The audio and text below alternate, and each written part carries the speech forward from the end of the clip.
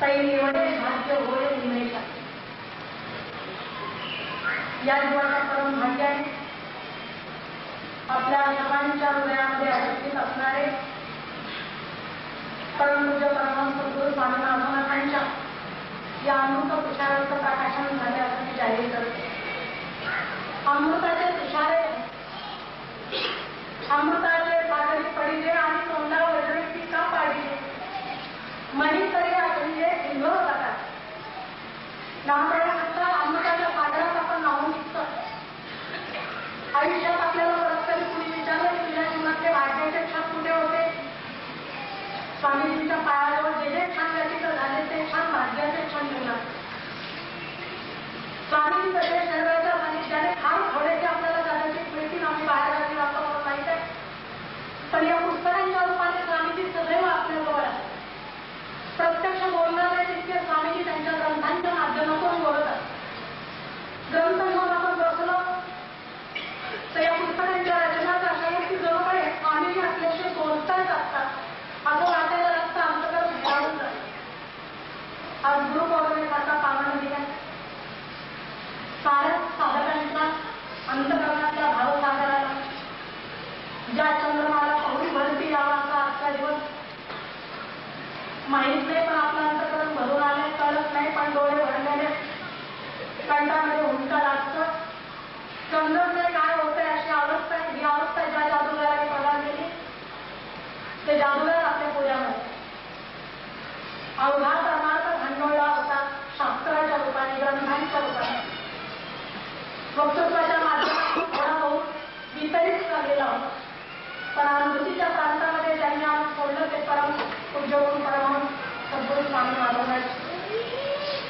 आज मला स्मरण होतं त्यांनी शब्दांनी मला ज्ञानेश्वरी शिकवली. जाणून दिली ते काळे म्हणे, अर्थाने जाणून दिली ते गुरुवर वैकुंठाची महात्म्य दांडेकर आणि अर्थाने त्याच्या अनुभूतीच माझ्याजवळ प्रगत केली ते माझे परमपूज्य सद्गुरू स्वामी. तिथला हरेक साधक या अनुभूतीचा साक्षीदार.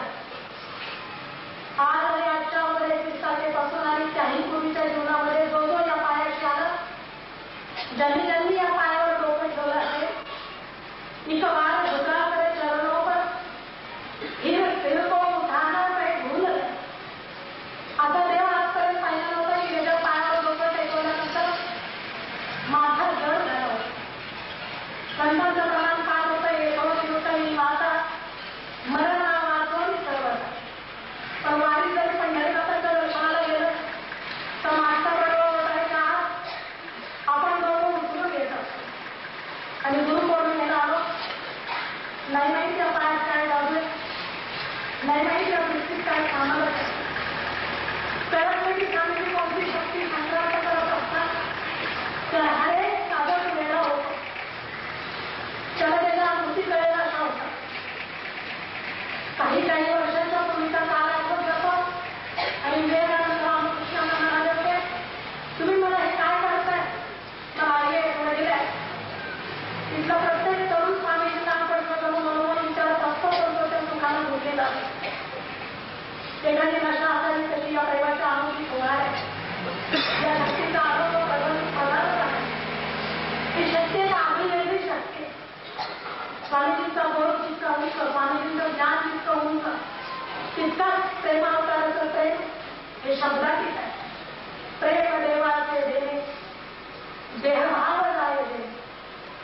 इंद्रियातीत देहातीत कुठल्याही वस्तूच्या माध्यमापेक्षा पलीकडचं स्वामीजी जे प्रेम देऊ पाहतात जे देतात आणि जो आकार स्वामीजींच्या रूपाने प्रेमाचा आपल्या पुढ्यात साकार झालेला आहे याच्या अनुभूती हर जीवाने इथे घेतली. ती छोटी छोटी मुलं असतील बाल संस्कार केंद्रातील तरुण मुलं असतील स्वामीजींच्या प्रेमाने वेळी झाली. बाहेर आणि परदेशामध्ये आठवण करणारे आहेत साधक भक्त असतील आणि घरच्या अनेक विविध त्रासाला कंटाळलेल्या कापलेल्या स्वतःला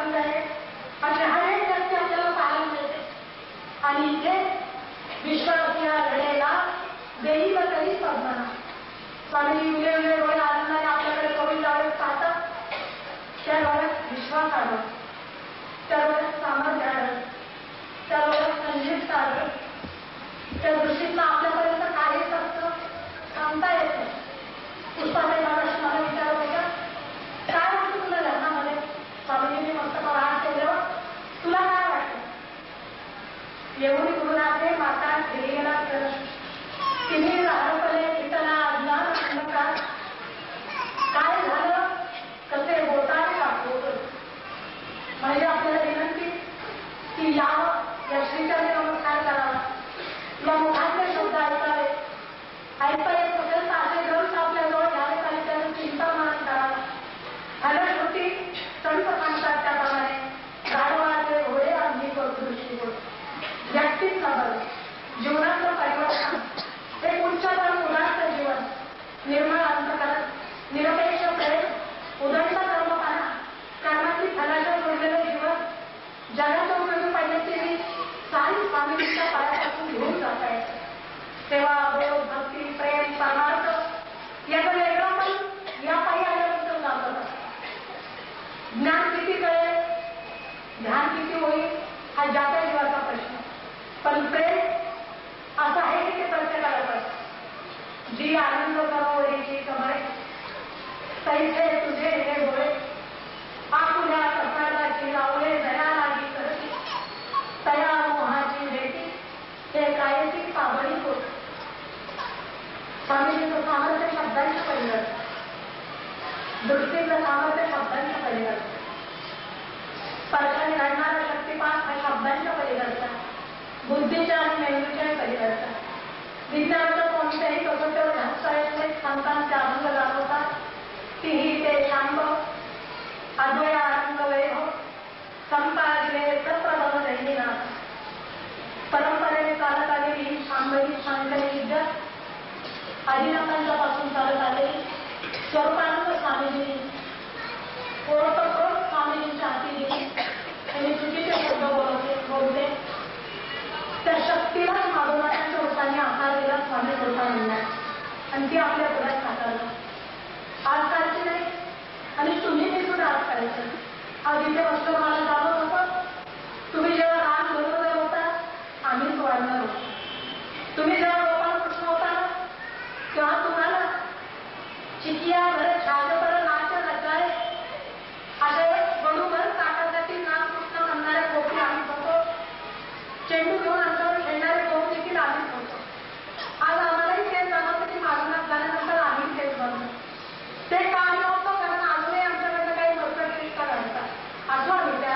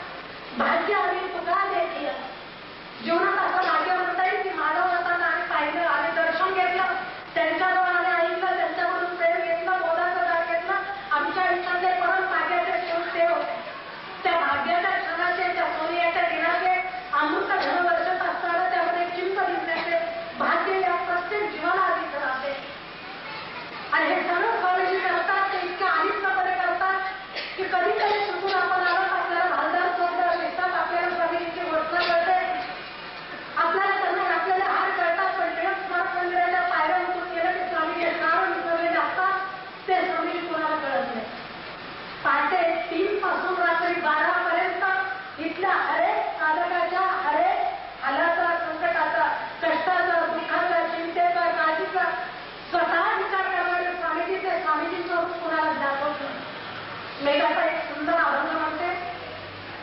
त्यातल्या एक दोन ओळी. आली तापल्या उन्हात नाही आळस मनात. मला त्या ओळी ऐकत असताना पुण्यावर येणारी समितीची गाडी आठवते बारामतीला. नागपूरचे साधक आग्रह करतात 75च्या वयात स्वामीजी चौदाला नागवतील असे प्रश्न करीत राहिले. जीवातळी जीव देत राहिले. हर एकाला प्रेम संग्राम करीत राहिले. आपला विश्वास आपलं सर्वस्व देऊन त्या साधकांना आत्मसा करून राहिले. आपली फक्त एकच कर्तव्य भूमिका त्यांना हवं तसं घडण्याची, त्यांना हवं तसं करण्याची ते साधक हर एक प्रयत्न इथे करीत आहे. स्वामीजी खरोखरच भाग्यवान आहे. येणारा हरजीव इथनं आजच्या गुरुपौर्णिमेच्या दिवशी त्यांच्या पायावर नमस्कार करीत असताना, वंदन करीत असताना एवढंच ठरवत होतो की स्वामीजी आजच्या क्षणापासून माझं जीवन आपल्याला हवं तसं घडा. माझं चालणं, वागणं, बसणं, उठणं, बोलणं, माझं हार व्यवहार, माझी कर्तव्य करणं ही तुम्हाला आनंद देते अशी घडा. आणि हा आज केलेला संकल्प कदाचित रोजच्या जीवनात उतरवताना काठीने वाटलं तर त्याला साथ देतील ते हे ग्रंथ आहे. हे पुस्तक आपलं एक सुंदर पुस्तक आहे. मी अनुक्रमिका पाहिली. गुरुकृपा, श्री हरिदास, अष्टावक्र गीता, भगवद्गीता, ज्ञानेश्वरीचे वाचन, गुरु आणि शिष्य, सगुण आणि निर्गुण, कर्म या साऱ्यांचीच आमच्या मनामध्ये बोलणं आहे. अत्यंत स्पष्ट शब्दात स्वामीजींचं वेगळं पण जप आहे ते बोलाची वाली पखेडीचे. आहार बोलाची वाली पखेडीचे मग ब्रह्माची या अंगा घडीचे. सुधेची सुवाडीचे सुखाची माझी. आनंदाच्या सागरात डूब द्यायचे असेल, डूब द्यायचे असेल तर ते हे ग्रंथ मोजक्या शब्दात स्वामीजींनी आपला बोध यात अतिशय स्पष्ट म्हटलेला. माझा हरेक ग्रंथ आपल्याबरोबर हात साधकाने घेऊन जावा. या आनंदाच्या तुषारामध्ये रोज घरी सुद्धा स्नान करा, रोज त्यांचं स्मरण करा. आणि आजच्या परम कामाने साऱ्याच भूमिका त्यांच्या पायाशी सेवन करीत असताना आपल्या सर्व साधकांच्या वतीने स्वामीजींच्या पायाशी मी विनंती करते. मुक्तपणा आम्हा नको देवराया असे संत म्हणाले. मोक्ष तो देवा तुमचा तुमच्या घरी देवा असं सारे संत म्हणाले. मला कळत नव्हतं मुक्ती का नको. 77 सालच्या 1 ऑगस्टला स्वामीजी सफाई आले आणि आजच्या गुरुपौर्णिमेला 7 जुलैला 90 तारीख आपण तिथे त्या मला कळतं की मुक्ती काय नको. कारण एक देव भक्ताचा जो आनंद आहे तो याच विचारून पाहता येईल. पूजा करण्याचा आनंद, आरती करण्याचा आनंद, दितीचं पाहता दिले, तोंड भरून बोलले, दाटवून दिले आहे ते कोण आहे. ज्याच्याकडे पाहावं, बोलावं, बसावं, ज्या भगवंताशी जगता येतं, बोलता येतं, उठता येतं, कोणाचं काही दुःख सांगता येतं. आणि जो देव लावणी हात पुरवायला माता, लावणी हात पुरवायला माता, सांगितली चिंता न करावी. झालो या भार राहिलो विषय निरले पंथी विठोबा असा आपला भार त्यांच्या पायाशी झाला.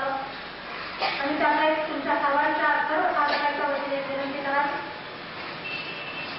तिची मुक्ती तो मोक्ष असेल काही नरके मुक्ती धनसंपदा एकच अपेक्षा आहे. आजच आम्ही तुमचे शिष्य असतात. आपण गुरुरूपाने आमच्या पुढे विराजमान असाल. आता ते भव्य आनंदाचा सोहळा प्रतिवर्षी दरवर्षी घडावा आणि त्या आनंदात आम्ही नाहून निघावं म्हणून स्वामींच्या श्रीचरणी प्रार्थना. सदा माझ्यावर जवळ तुझी पूर्वी रुक्माईच्या पती सोयल्या गोड तुझे रूप, गोड तुझे ना देई मज प्रेम सर्वता. गुरु माऊली, गुरु माऊली हा जीवन देई एवढ या राही हृदया. तुका म्हणे काही न मागो आणि तुझे काही सुख सर्व आहे. तुझे काही सुख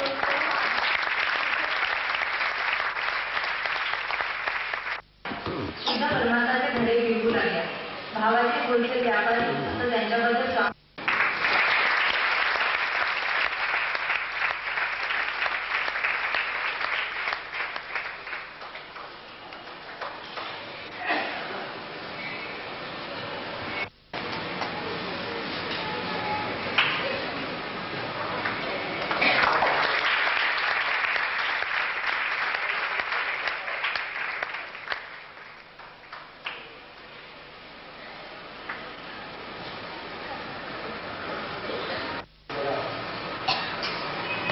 विषय घेऊन गीत संकलन करून या स्वरूपामध्ये आणण्याचा तुम्हाला निरामोह होत आहे तर तिला हेच माझ्या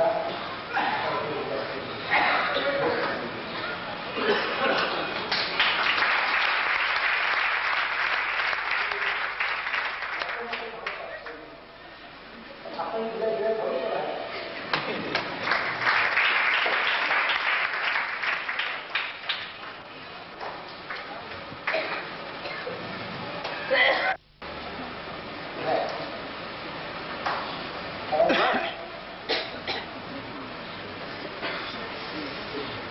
आणि याही ग्रंथामध्ये खूप बहुमोल मदत केलेली आहे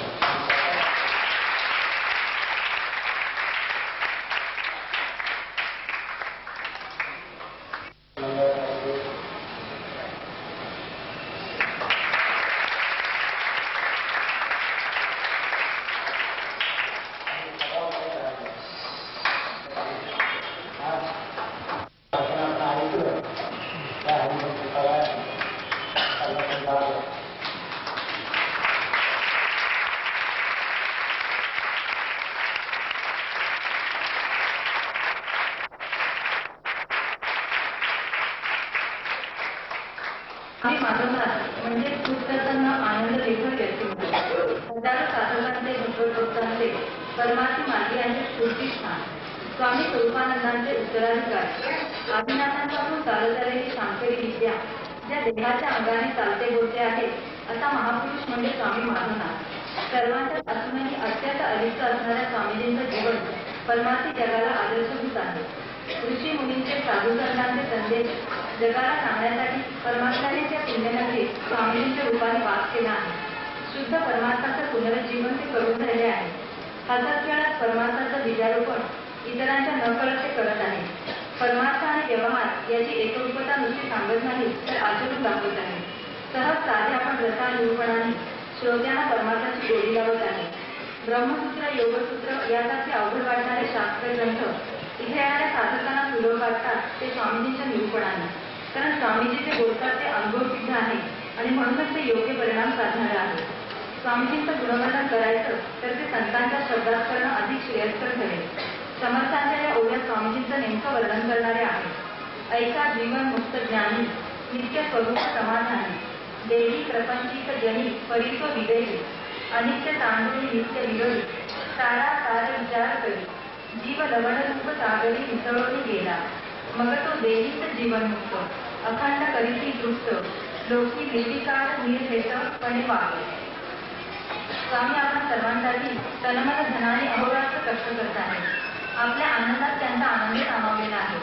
आपल्या दुःखातही ते तेवढेच सहभागी झालेले आहेत. जीवन जगण्याची कला स्वामीजींनी सर्वांना शिकवली आहे. जीवनाचा खरा आनंद कशात आहे तो दाखवला आहे. स्वामीजींचं एक प्रवचन देखील मोक्षाला न्यायला समर्थ आहे. स्वामीजी तुम्ही आम्हाला काही द्यायचं बाकी ठेवलं नाही.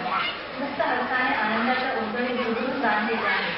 तो आनंद टिकवण्यासाठी आवश्यक तेवढी साधना अंतकाळपर्यंत आम्हा सर्वांच्या हातून होवो एवढी त्या शुभदिवशी प्रार्थना.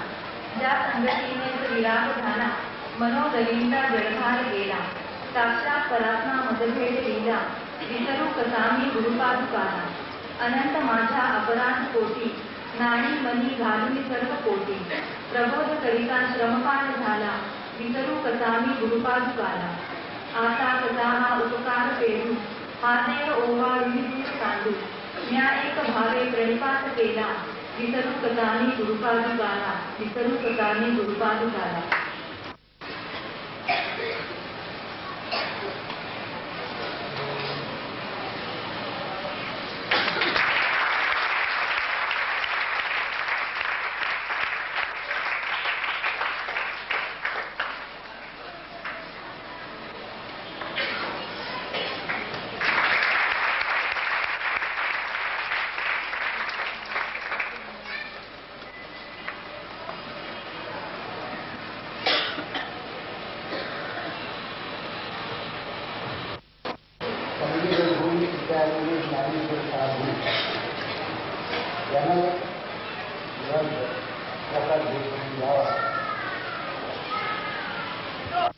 चंदीगड हरिवर्तमान पत्र प्रसिद्ध आहे. काय काय पुढे चाललं आहे त्याच्यावर किती तिथे आम्हाला असते पण हे निर्भय आरक्षित खेळत असतात आपल्याला जितकी भीती वाटते तितकी त्याला वाटत नाही असेल आणि हे स्वीट करत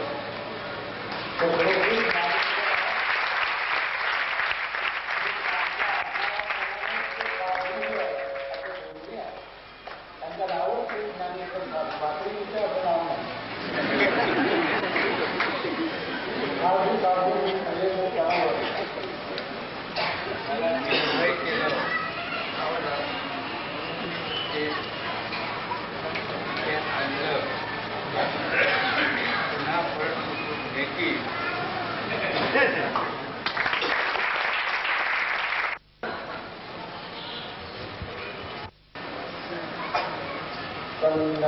साधू साधू म्हणजे जनस्ये जानललिताय नामी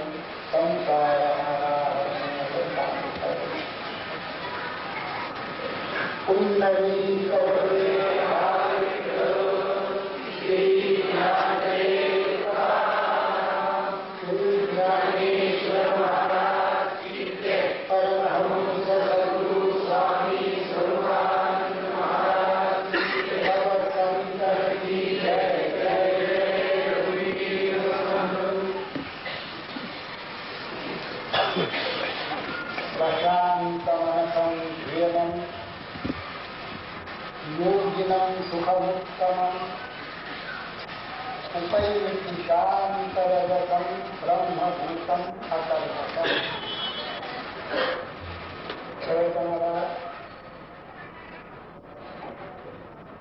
आज श्लोक घेतला सहाव्या त्याचं ऋण हे माझ्याकडून ठेवलं जाणार नाही आणि खेळण्याची इच्छा पण काही गुण आपल्या बरोबर साकारची करतात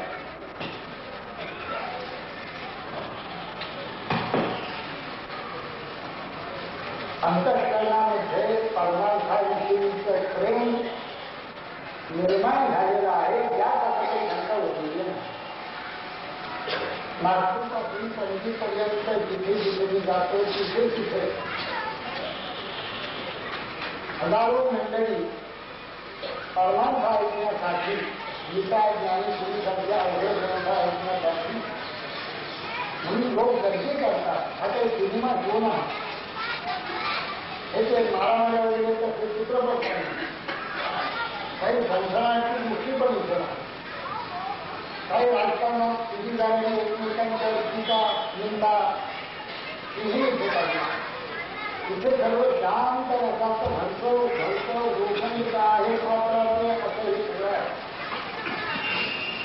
त्या शांत रसाचं सेवन करण्यासाठी भक्ती रसाचं सेवन करण्यासाठी हजारोनी मंडळी या महाराष्ट्रामध्ये एकत्रित येतात याचा निश्चित झाला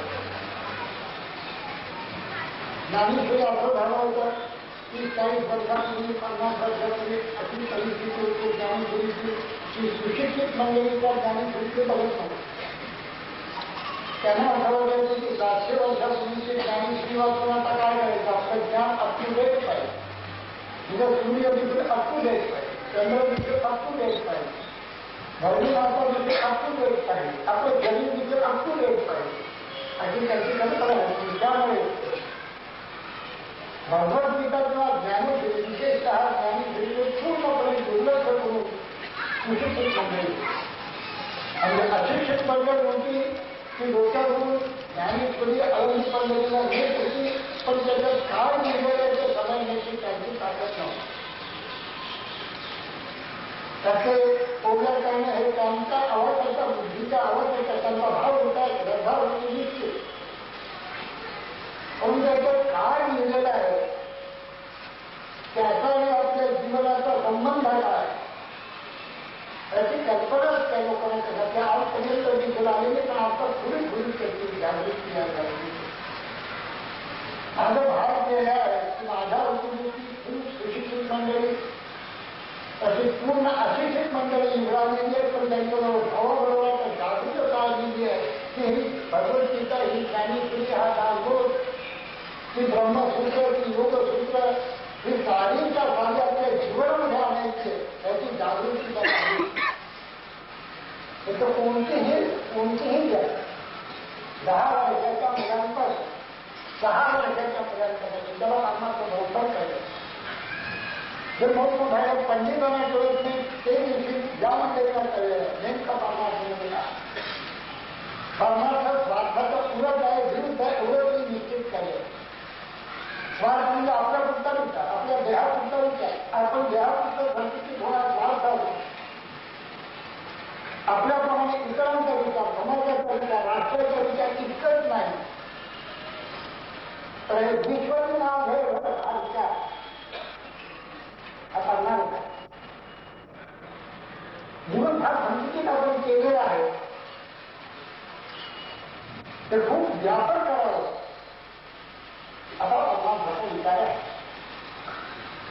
देह मी आणि देह संबंधित तेवढेच माझे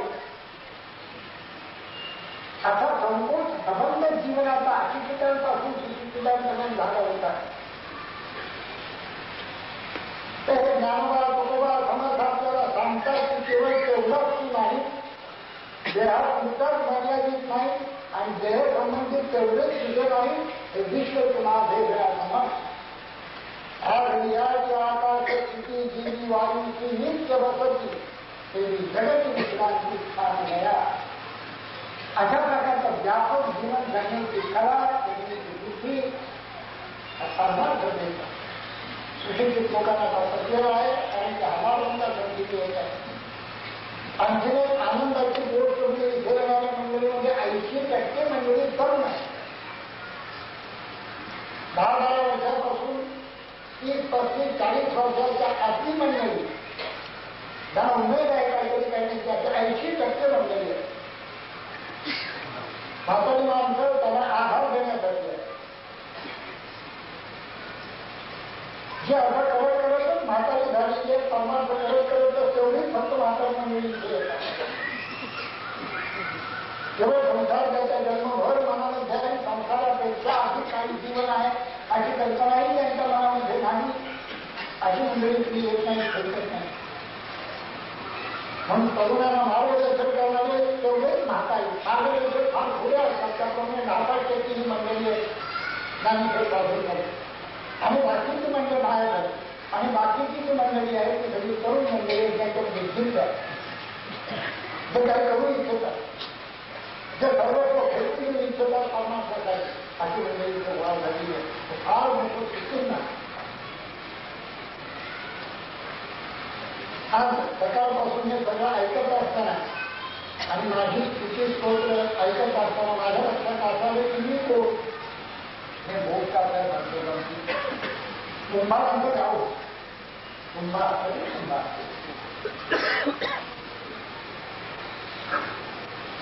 त्या कुंभारांच्या गावामध्ये गाढव हे परमदैवत.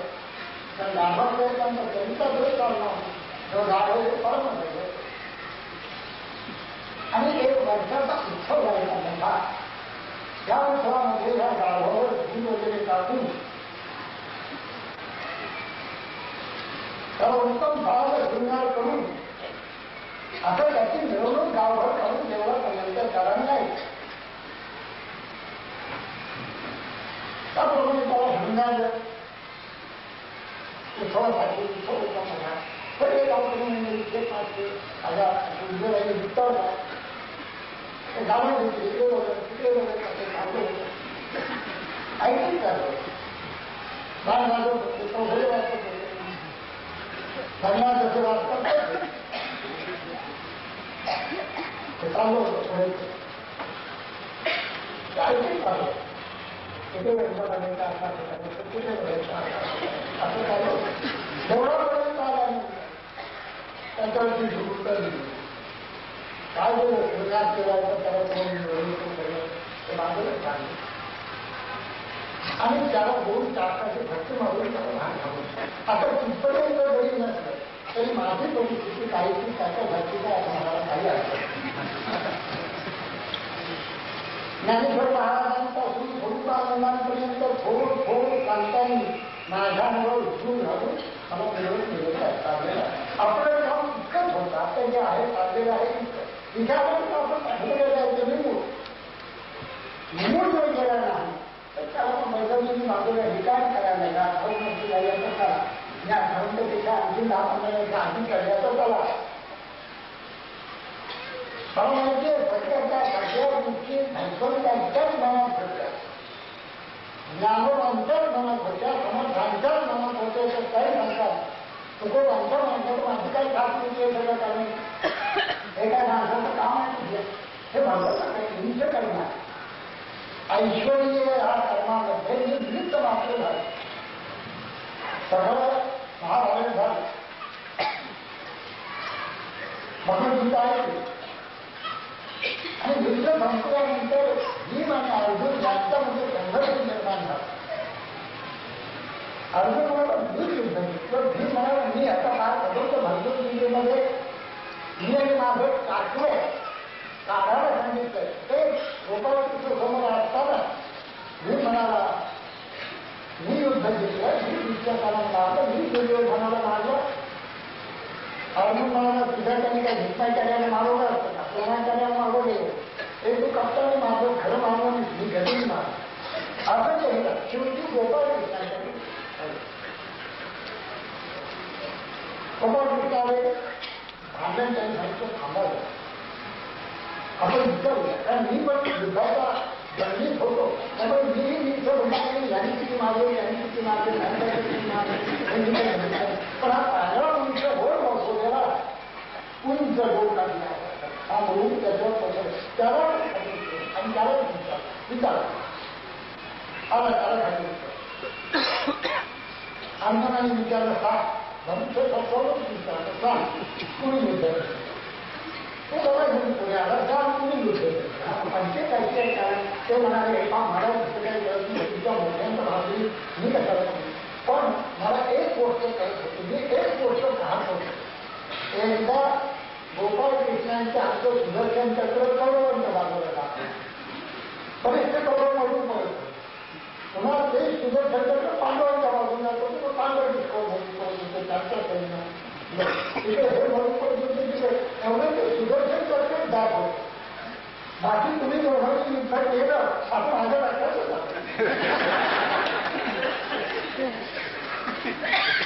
तेव्हा ज्ञानेश्वरी वाचून अमृतानुभव वाचून भगवद्गीता वाचून एवढं मला निश्चित करायला की मी नाही हे भगवंताचं काम आहे ऐश्वर्य काम आहे वृक्षाची ही पान हवेत त्याची सत्ता राहिली अहंता नको तुका म्हणे थोड भरला समाज तया तुम्ही काही करायचं नवी भावले जो अनुरेण काही विटा खावल्या रात्री माझं काम एवढंच आहे की त्याही जे काम माझ्याकडे सोपवलेलं असं मी निश्चितपणे सांगू शकतो ते काम जास्तीत जास्त चांगलं करून माझ्या व्यक्तिप्रमाणे ओढ दर्शन संभारताना सुरू करून मी मोकळं मी जर त्याच्यात गुंतवून कुणाचं मग त्यांनी सांगितलं होतं तर तुम्ही कुठणार म्हणून मी त्यांच्या जन्मी ऐकून तुम्ही मोकळं आपल्या अध्यायाच्या सुरुवातीला मी 5-10 मिनिटं बोलणार होतो कारण हे प्रवचन झाल्याबरोबर आपल्याला माहिती आहे की प्रत्येक श्लोक महिना 2 महिने आपल्या काही चाललेला असतो तो अर्धा तास 15 मिनिटं बोलता येणार नाही सुरुवातीला ते 10व्या अध्यायाची सुरुवात करतानाच नावाने म्हटलं ब्रह्म सहदेव ब्रह्मरसा ते पारणे केले अर्जुना राजी नारायणे की ते ज्यावेळेस पाहुणे पात्र आपली जे मुंबई मंडळी आलेली तिथे नागपूर होऊन आलेली आहे तिथे चंदीगड होऊन आलेली आहे तिथे सातारा होऊन आलेली आहे सांगली आलेली आहे कोल्हापूर होऊन आलेली आहे महाराष्ट्राच्या सगळ्या कानाकोपऱ्यात आणि महाराष्ट्र बाहेरची मंडळी इथे आलेली आहे या 15 दिवसामध्ये असंख्य क्रीडा झालेल्या आहेत अर्जुनासाठी भगवंतांनी ब्रह्मरसाचं पाळणं पडण्याचे भजन उपाय घडला या ब्रह्मरसाचा उपवासच घडला आणि अर्जुनासाठी ही सगळी मेजवानी भगवंतांनी केली काय राहिला ज्ञानेश्वरीमध्ये कर्मांच्या सगळ्याच्या सगळ्या उत्साहाची शास्त्र अध्यात्म विद्या ते अत्यंत रसाळ भाषेमध्ये ही भाषा एवढी सुद्धा कोणाची नाही, ब्रह्मसूत्राची नाही, उपनिषदांची नाही, कोणा संतांची नाही, कोणा ऋषीमुनीची पण नाही. आता गोड गोड भाषेमध्ये ही सगळी ब्रह्मविद्या आपल्या अंगात करण्यात ठरवेल आपण कधीने मांडलेली. म्हणून ज्ञानेश्वर भगवान विष्णू जसं तुम्ही करू शकले नसतं आणि आज 500 वर्ष तुम्ही केलेली दिसत यापुढे तुम्हाला भाऊ पुणे झाले निघाले तर नेते असं दिसत कारण संतही म्हणतात की आपण अशी व्यक्ती आता पुढे राहणार नाही.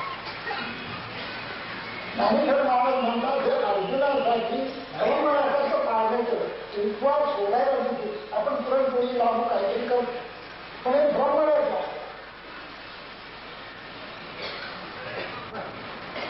या गोळाची काटे भली भली कैवल्य रस्ते तर प्रतिपत्ती म्हणजे पंगत निया गुरु निष्काम मंडळी जी आहे म्हणजे करता आणि मी करत नाही असं म्हणत नाही. उदंत करता शिवाजी महाराजांनी राज्य स्वराज्य संस्थापना केली पण तिची निष्काम होते जर बघायचं असेल आपल्याला तर समर्थांच्या भूमीमध्ये सर्व राज्याची समज घेऊन मोहन करून टाकली. निष्काम किती असू शकतो मनुष्य जगामध्ये आणि म्हणून अवतारी पुरुष त्यांना म्हणतात त्याचं कारण आहे. निष्काम याचा अर्थ सकाराची आपण इष्टापूर्ती करी. जसं एखादी व्यक्ती काही कामांनी जसं त्यामुळे धनाने कामं करतात तसं काही करतो परंतु कुठेही त्याच्यामध्ये निघतं नाही घरी झाला नाही तुझा नाम मला करावा नाही तुझा नाम लावला नाही तो कशामध्येही निघत नाही. धनगराचा एक पाय जुमाधारा एक पाय ज्ञानाचा घ्यायचा मला तुम्ही विचारले की धन त्याचा पाय धरत कसा नसतात ज्ञानाची ज्ञान जाळत नाही हे जायचं कर्म नाही कर्माची फळं जात त्याला जायच नाही तू काय काळजी करू नको तू असं काम कर. तिथे अधिक मंडळी आहे बरं समर्थाने काय केलं आम्ही एवढे मोठे म्हणून शिवाजी महाराजांसारख्या थोर महापुरुषांनी राज्यकर्त्यांनी राजांनी आम्हाला सगळं राज्य दिलं असू द्या समाजासाठी लागली त्यांची सगळ्यात काढली शिवाजी महाराजांच्याकडे दिली हे तुम्हाला उपयोग आम्हाला कामासाठी कशी निष्कामता किती असू शकते निष्काम तिथे बायको नवऱ्याजवळ भारते कामाला बायको मला कशी कामं घेतली तुम्हाला तुम्ही कायचं कामाला आले काय निष्कामतेचं प्रदर्शन ज्या महाराष्ट्रामध्ये ज्ञानेश्वर होऊन गेले समर्थ होऊन गेली तुकोबा होऊन गेले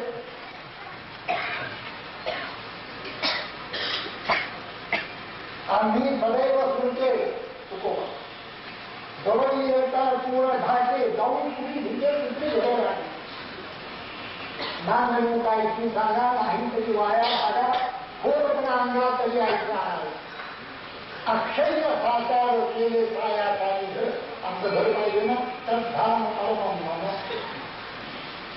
अक्षय साकार केले साया काही घर एवढ शिवाय तुझा भाग धन तन घरो कोणते दुसरेवरी सतरची तरी कोण मुले वापर धान्य सगळ्या निश्चिंती भांडवल केंद्रमाती धडभंत भीती वृंदावनी पुरुषिका तुका म्हणे देवा अवघा निवडलेला हेवा आपण कोण समर्थन करणार श्रीमंत असेल तर म्हणतात पंडित असेल तर म्हणतात आणखी काय असेल तर म्हणतात उत्तम गाडी मोठे चांगले कपडे असेल तर खूप म्हणतात आमच्या बाबतीत काही हेवा दावा करण्याचा प्रश्न अवघा निवडलेला आहे कुटुंबाची सेवा तुमची कधी आवडता तर निष्काम केलं अशा प्रकारचे निष्काम जीवन जगणारे शेकडो बनलेले हजारो बनलेला भारत राजकारणामध्ये देखील निर्माण झाली समाजकारणामध्ये देखील झाला विद्यालयाच्या कार्यामध्ये देखील निर्माण झाली. आज कित्येक क्षेत्रामध्ये निष्काम मंडळी काम करतात म्हणून ते क्षेत्रात जिवंत आहे. बाबा निवडणुकी आहे पुष्कळ मंडळी आहेत कितीतरी काही भाषण सावरकरांना आपल्या भारतात आपण पट्ट्या घालताय त्यामुळे ते बॅरिस्टर होते 10-15 जरी चालवले असेल तरी गोड पाठी आहे कोण नाही काय म्हणतात ते पण त्यांच्या मनात अशी गोष्ट शिवली महात्माची खबर जन्म भारत पंचायत चुकव एक पंच पांढरा एक पंच मोठा अशा प्रकारची चारही महापुरुष आपल्या भारतवर्षामध्ये अखंड आलेले आहे. अखंड भारतवर्ष आहे. स्वार्थ त्याग केल्याशिवाय परमार्थ घडवले त्याला आपण संभवत नाही. सकाळपासून संध्याकाळपर्यंत विचार जर फक्त सारखाच असेल मी आणि माझं तत्व आणि तुझा सगळ्याची तुम्ही येणार मी आणि माझा संसार म्हणून तत्व आणि तुझा सगळा हातात या ब्रह्मांड सगळे काही केलं हा आनंद आहे. तुकोबराव काही नसतानाच ते म्हणतात आनंदाच्या पोटी साधलेल्या आमापोटी हा आनंद आतला आनंद आहे, आत्मानंद आहे, ब्रह्मानंद आहे, स्वरूप आनंद आहे. आपला आनंद कठोर तरी अवलंबून नाही मला तर मिळाला तर आनंद नाही मिळालं तर एखाद्या मित्राकडे गेलो त्यांनी चहा तुझा गेला अधिक आनंद लावून दिला आणखी नाही आणि काही मित्रांनी असा आपला आनंद पदार्थावर अवलंबून पदार्थात कदापि आनंद नसतो हा सुद्धा आनंद ऑब्जेक्टिव्ह असू शकत नाही. तो सब्जेक्टिव्ह मी स्वयं आनंद होऊ शकतो. तुझ्या पदार्थामध्ये टीव्ही घेतो मी आनंद होणे गोष्ट होऊ, तुझं गाणं ऐकून आनंद होतो ही गोष्ट होतो, तुझं नृत्य बघून आनंद होतो ही गोष्ट पण आम्हाला होतो. तो आपला आनंद कानाच्याने डोळ्याच्याने बुद्धीच्याने त्याच्या विषयाच्याने प्रकट होत असतो. आनंद हा काही बाहेर नाही. दिवशी दिवशी गात आहे आपल्याला आनंद होतो. माझा आपला आनंद कानाच्या आनंदाने प्रकट होतात. मला जोपर्यंत आनंद आहे तोपर्यंत ते गाणं ऐकतो. मला आनंद वाटतो, मला झोप आली बस दिवशी नसल्यानंतर प्रत्येक ठिकाणी आनंद आनंद हा आहे तो आहे आत्मानंद. त्याला ब्रह्मानंद आहे, स्वरूप आनंद असतो. तो आनंद भगवंत आनंद स्वयं आपल्या अंतःकरणात बसून तो आनंद भोगण्यासाठी उत्तम देह मन आणि बुद्धी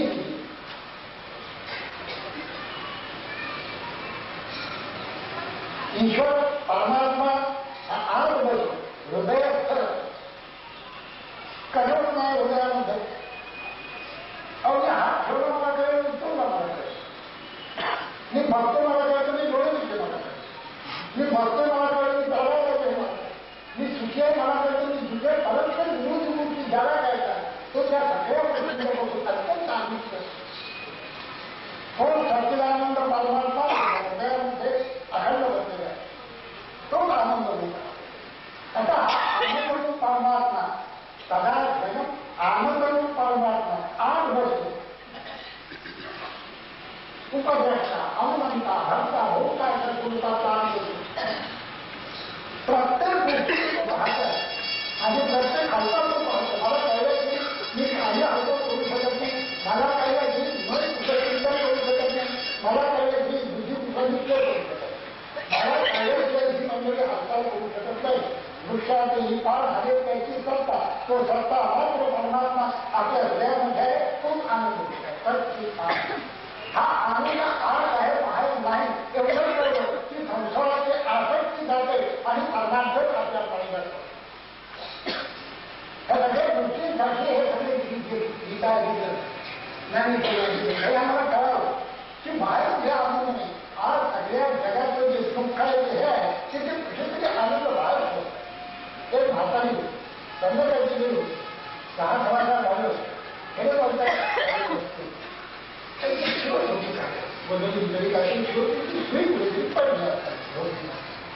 आणि शोध आलं तिला काय मिळालं बाहेर पडली का म्हातारा माणसाला काय होतं आमच्या बघण्यात बुद्धी नष्ट होते. काही बुद्धी नसते असं म्हणतात.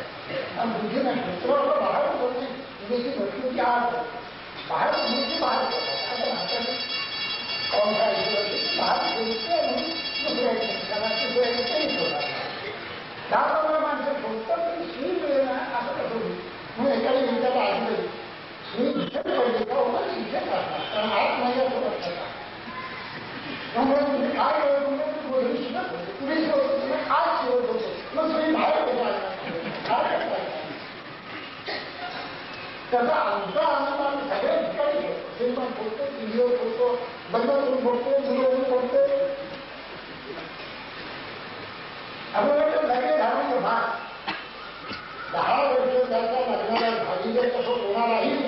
तुझ्याकडे आनंदाच्या कुठे येतो तो म्हणजे अरे रामाशी तर नको आनंद तर नाही असू शकत नाही कुठल्याही अथवा पदार्थ आनंद असू शकत नाही कोणालाही तुला अतिशय मोठा नाही तुझी घडून गेलेलं आता तुझं नाव या टीकेलं देईल त्याला मान टीका होईल आणि त्याला नाव या ग्रंथाला तुझं देईल कोणतं नाव हा तितके तंगीत होऊन जातात आनंद प्रकट हिने आलेलं होतं आनंद एकच आहे त्यांना काय वेळेत आनंद होता त्यांना आत्मानंद प्रकट झाला त्या टीकेचा आचार्यांचा आत्मानंद प्रकट झाला त्यांनी तिथे भाग केली स्वरूपानंदांचा आत्मानंद प्रकट झाला ते काव्य लिहून ते ग्रंथ अंतर्बाह्य राम धावो पूर्ण काम कसं पुस्तक ते उघडायचं आहे अंतर्बाह्य राम धावो पूर्ण काम देश गेले ब्रह्म मूर्ती आनंदराजी भेटला केशव देवो भवानव तरुण काम क्रोध लोभ संभ मोह मान अवघे नारायण काया वाचा मन तुझे कृष्णार्पण देवे मी तू पण काही आम्ही वैकुंठावर तुकोपर्यंत आनंद भाग कसा उत्सव कशी प्रकृती या मंडळींची असली पाहिजे स्फटिक महिन्य डोळ्यात दिसू दे सद्भाव दिवडत बाहेर स्फटिक महिन्य डोळ्यात दिसू आम्ही वैकुंठावरती आलो याच कारणाची किती चौधी चित्त होती आला आम्ही वैकुंठावरती आलो याच कारणाची मूल देवीचे सात भागे रस्ताया भाऊ संतांचे मार्ग आडराणी भरले जग उच्चिष्टाचा हात वेळा केले पाहिजे अर्धे लोकमी पुराणे नाश केला शब्दज्ञाने विषय घेणे साधने केले किती भक्ती का डांबोरा कवी काळाची बरारा जय जयकार करा तुला म्हणे आनंद कसं सांगतात कसा आनंद त्यांचा आणि ते उपनिषदकालीन दिवशी हा हू हा हू हा हू आनंदम आनंदम आनंदम कसं बोलत आणि आम्ही कसं वाटतं सगळा संसार कसा चालू आहे सगळा दोघांना त्यांची दोन मुलं पुन्हा हा युक्ती बरोबर हम दो हमारे याप्रमाणे सगळं असतं अगदी ऐकी जायची सारखा संसार पण त्याला विचारायचं कसं नाही त्याचं कारण आपला आनंद जो आहे त्याच्याने लक्षच नाही बाहेर कुठेतरी गोष्ट आहे अजून काहीतरी पाहिजे अजून काहीतरी पाहिजे आहे असा आनंद ब्रह्मण असा जर पाळणं करायचं असेल तर आज बघायला पाहिजे त्याच्यापैकी डोळे झाकून योगाचा अभ्यास केला करावा पाहिजे त्याचा अर्थ त्यानेच मन प्रशांत होत शांत होत कर्मासाठी घडून जातात आणि ती बुद्धी ते मन तो देह अत्यंत शुद्ध स्वरूपामध्ये असा होऊन उभा आणि आपला आनंद कसा कसा जसं स्फटिकाच्या ग्रहामध्ये जिथे डोलत असावे ते बाहेरून दिसतात आणि त्याचा प्रकाश विनोबाजी सुद्धा म्हणतात की कैलाची काम जे स्वच्छ असते त्याचा प्रकाश कसा कसा राहतो ज्या मनांची काही तांबडी असेल त्या मनांचे प्रकाश बाहेर गेलं किंवा काही न बाहेर गेलं किंवा विकृतीने बाहेर आहे पण चांगला अशा प्रकारे प्रकृती शुद्ध करण्यासाठी हो मन निर्मळ करण्यासाठी बुद्धी कुशाग्र करण्यासाठी ही जी मंडळी होती पाणी झाडका पतंग आहे त्या कायद्याने दिसून अभ्यास केला त्या युनिव्हर्सिटी होते त्यांच्याकडे ग्रंथालय होती होती त्यांच्याकडे ग्रंथपाल होता भाषेतून राज्यपाल ग्रंथपाल आता काय ग्रंथपाल तुम्ही होता त्याच्याकडे घेऊन जात वाटत होते ध्यानाने बुद्धी कुशाग्र होते हरिस्मरणाने सत्कर्मांनी मन निर्मळ अभियुक्त आहार विहारांनी देह निर्मळ 60-70 वर्ष उत्तम देह राहून फक्त उपयुक्त आहार विहार होतं कुणी सांगितलं बिजली खा म्हणजे खा सुशिक्षित ना आपल्याला कळतं नाही ह्याच्यापासून हानी आपली ह्याच्यापासून माहिती आहे पाहिजे पण दिलं माहिती डेंजर गव्हर्नमेंट शिक्षण आले येत नाही त्याच्यावर मग आपण सुशिक्षित बुद्धीला पटत काय अनार्थ केलं बुद्धीला पटत ज्ञानी किती वाटतो बुद्धीला पटत इथून इथे काय कुठे काय काय राजा आपको नाही पुढे त्यांच्या कॅन्सर हॉस्पिटलमध्ये हे पण मी आपल्याला तर आपली पूजा करायला हवी आणि पूजा हवी अगदी माझं काही म्हणणं नाही. पूजा राहिल्याचं अगदी बोलू का पूजा करायची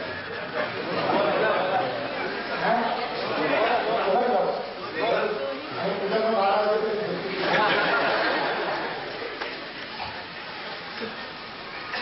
तिथे मी डॉक्टरांना विचारायचा बरेच रस्त्या अधिकाराला होते ते कॅन्सर होण्याची काही कारणे असते तसं निश्चित असं काही सापडत नाही आम्हाला.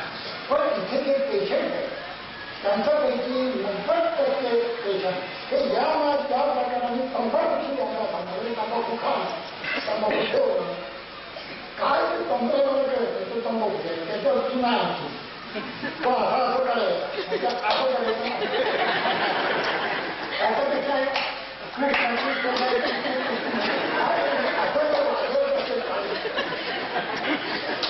तर हरी नामामध्ये रंगून बसेल ते चैतन्य महाप्रभूचे तसं आपण काय करू चाळी वाजायचं पण रत्नी वाजायचं बरं.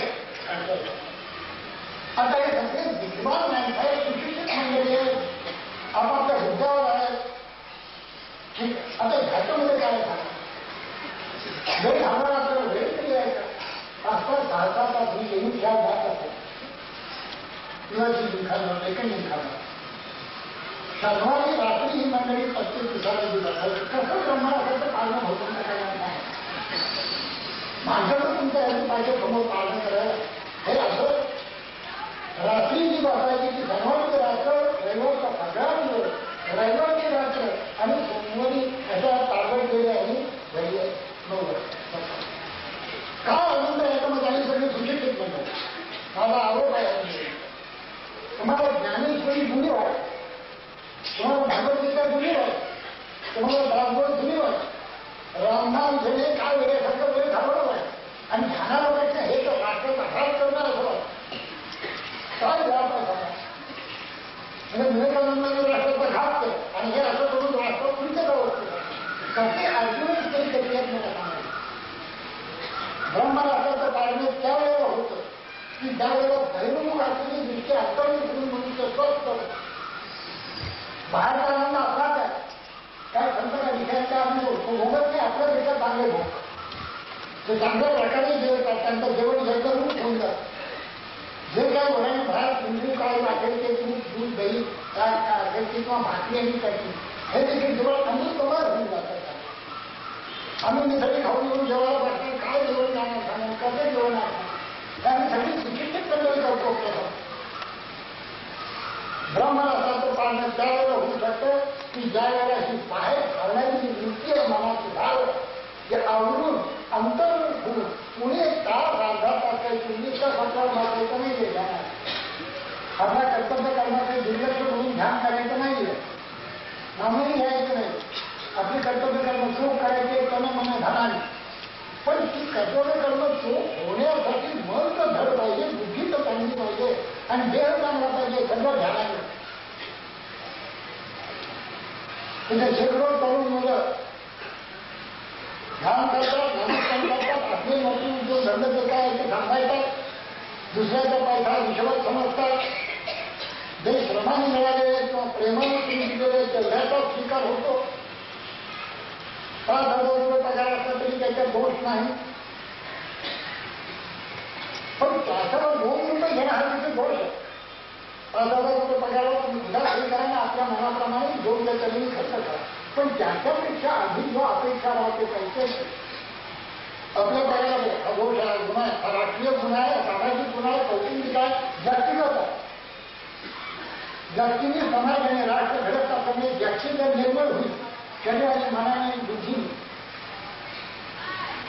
रस्ते बांधून हे काम होणार नाही इमारती बांधून होणार नाही पुष्कळ शाळा कॉलेजचे काम होणार नाही युनिव्हर्सिटीचे काम होणार नाही राजकारणात निवडून येऊन काय काय व्याख्यानातून हे काम होणार नाही माणूस घडवला नाही आणि तो परमार्थाच्या क्षेत्रात त्याचं कुठेही होतं म्हणून हा परमार्थ करायचा म्हणून ते ध्यान करायचं म्हणून तो योग सगळ्या आवडवायचा भगवंताचे अनुसंधान अखंड ठेवायचं तो बघतोय मी काय करतो त्याची जाणीव प्रत्येक माणसाने ठेवायचे हे परमार्थ सत्यवा धर्मानुसार हे सगळं परमार्थाच्या क्षेत्रात सांगितलं समाजामध्ये नेहमी कोणाला भेटलं 25-30-40 वर्ष तरी म्हणत नाही ते काय सत्याने वाचतोच ना, सावधानी चालतोच ना, लहान धंदा करतोच ना, असं कोणी कोणाला विचारत नाही. काय डिपोटेशन झालं का, घरबीर बांधलं का, तर का तुमच्या हलका शिक्षक का तुम्ही तुमच्याकडे घर बांधता त्याला मी घ्यायसाठी करणार आणि खाजे घ्यायची सहकार्य हे जे अर्जुनाला नारायण अर्जुनासाठी का आमच्यासाठी का अर्जुना तू परीच असली तरी तुम्ही अनुष्ठी बघा माझी वाणी काय ती सांगावं तो ऐकतो आणि त्याप्रमाणे करतो. ज्ञानेश्वर महाराजांनी या बाबतीला स्पष्ट वडील किती आहे अपरिची म्हणून अनुष्ठोनी जगा देतो म्हणजे अनुष्ठान करतात कृतीमध्ये सांगितलंय कृतीमध्ये सांगितलं त्याचा अनुष्ठान करतात म्हणून त्यांना म्हणून म्हणे त्याचा आमचं 20 वर्ष म्हणूनही त्यांच्यात हकीकतनं दोन काढून आपण काय समाजाचं चित्र आणि शिक्षण वाढत असतात. आजकाल 60% लिटरसी नाही कोणी 100% हे पण अमेरिकेत हे थांबलेच नाही, इंग्लंडमध्ये थांबलेलं नाही, हे चालूच आहे सगळीकडे. शिक्षणाचा प्रसार आणि शासनाचा प्रसार दोन्ही एकत्रच नाही. हे चित्र आपल्याला राहणार हे चित्र राहताना समाजामध्ये भारत वंशाकडे राहताना महाराष्ट्रात इतकंच आपलं ध्येय समोर आहे.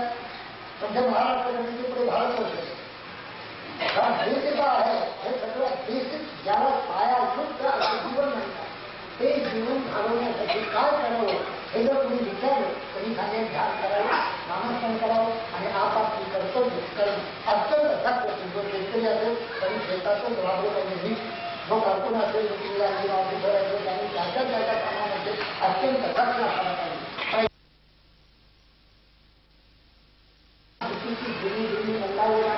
असं त्यांचे स्वप्न होतं अभय बोध पाठवण्याचं ते शास्त्रीय प्रसंगामध्ये स्वप्न साकार करायचं आपली जिद्द आहे. आपण ठरवलं मंडळी या महाराष्ट्रात